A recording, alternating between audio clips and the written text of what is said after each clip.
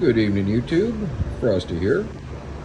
Wanted to show you these Astro ratchets that I've had in my tool cart for probably going on a year now. And my go-to, I usually like a straight-handled ratchet, has been this long 3/8. It's got a thick head on it. It's a 72 tooth design. Back drag on it is actually pretty fair. It's not too bad. It's a little stiff. It's about what you'd expect out of a $25 ratchet. The head's real simple, very slim button, but it's positive. You can see this one's been in a harsh environment. It lives back where the ice makers live.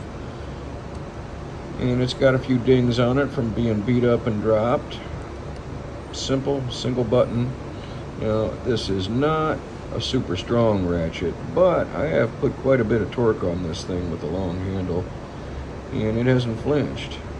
That's the little circlip design, but I think it's nice that they took that plate that holds the anvil in there and they machined it out. They made it real compact. Nothing protrudes there. The button, if anything were to hit that, or if it were to come into contact with anything that's around it, it'd just push it in. And the switch is so low profile.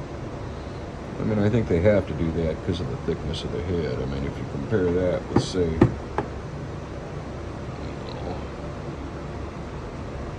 this Milwaukee,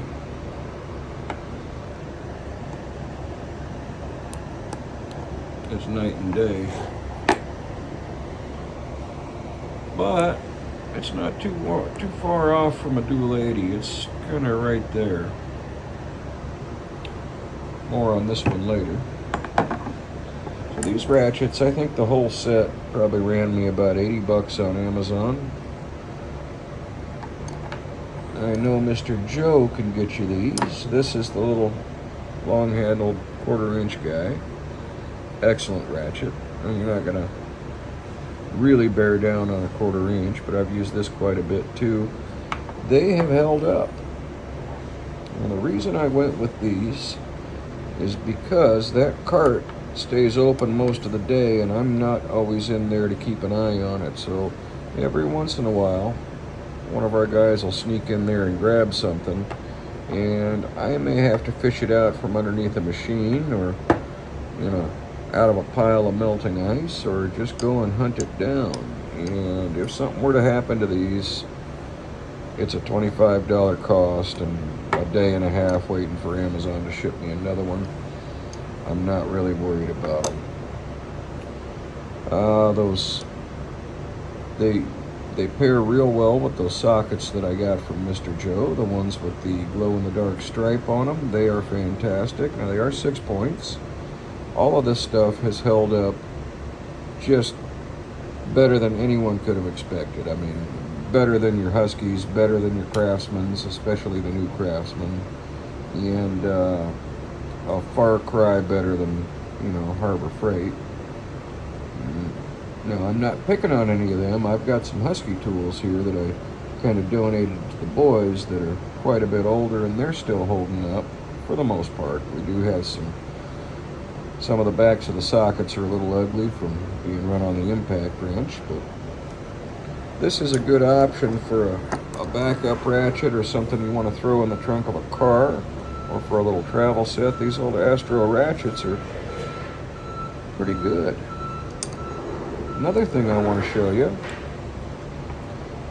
I call this, flattery is probably the best kind of advertisement. Now, I picked up a pair of these dual 80s on the Snap-on truck because I loved the blue handles, and it's not so terrible when you're paying weekly. This was up on promo, and I got a killer deal on these guys. I love the straight handle. I like the hard handle. Well, I guess you'd call that a comfort grip. There's a little 1/4 inch dual 80 and the long 3/8 dual 80. Nothing particularly special about these. My other ones are cushy comfort grip.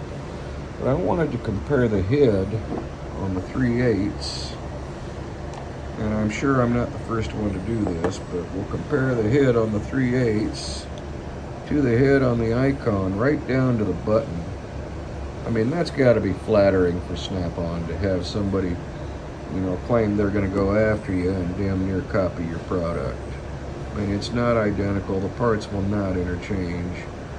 But look at that. That's just disgusting. Now, that is a 90 tooth. It's got a screw-on plate. There is nothing wrong with this Icon ratchet. I've got a few of them. I bought them for my own research and shits and giggles.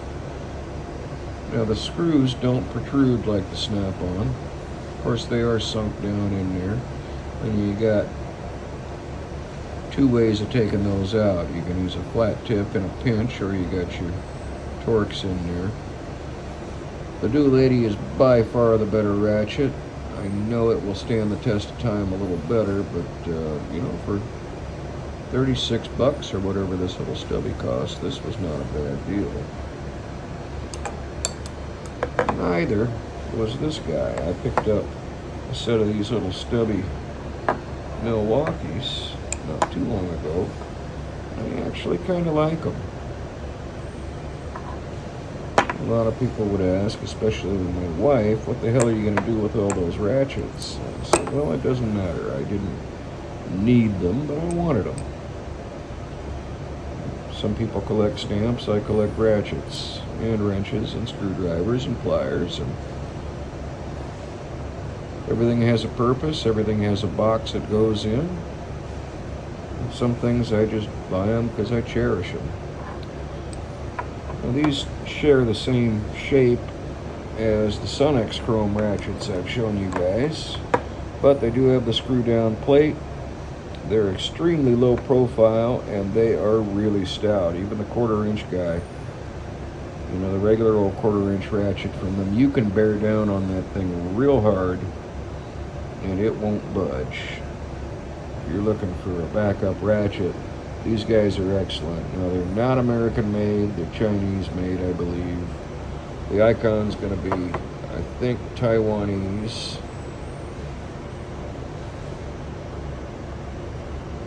Another one I don't see get enough love, and I've had these for quite a while, is the Tekton. Now, Tekton had a great thing going on for a while. There's nothing fancy about these. There's nothing spectacular about them. Now, there is a very nice detent pin in there. These are not locking flexes, but they will stay in position. They'll stay where you put them. These are strong as can be. That's a fairly inexpensive ratchet. I think now these guys are about 45 or 50 bucks. Compared to 150, and I will be getting some comfort grip Tektons pretty soon. I feel real bad for Tekton and Capri. Capri is another one I'd like to get, especially some of their wrenches, but these guys came on the market as a great alternative for somebody looking to save a little money, and the turn in the economy really screwed them, forced them to jack their prices up, and I think it hurt them quite a bit. When I bought these, I mean, they were, to me, they were cheap, especially with that 10% cash back with their account. They offer some pretty fantastic tools. I stand by their sockets and I stand by their ratchets. Their wrenches are featureless, but they've held up. They do a hell of a nice job. I've got a set of their wrenches in my cart. The harsh environment doesn't bother them. They don't have that flank drive or right grip or whatever they call that. They don't have any features in the open end, but it doesn't matter. I'm not bearing down on an open end. Anyway, that's just some ratchets I wanted to show you guys. If you like this video, like and subscribe.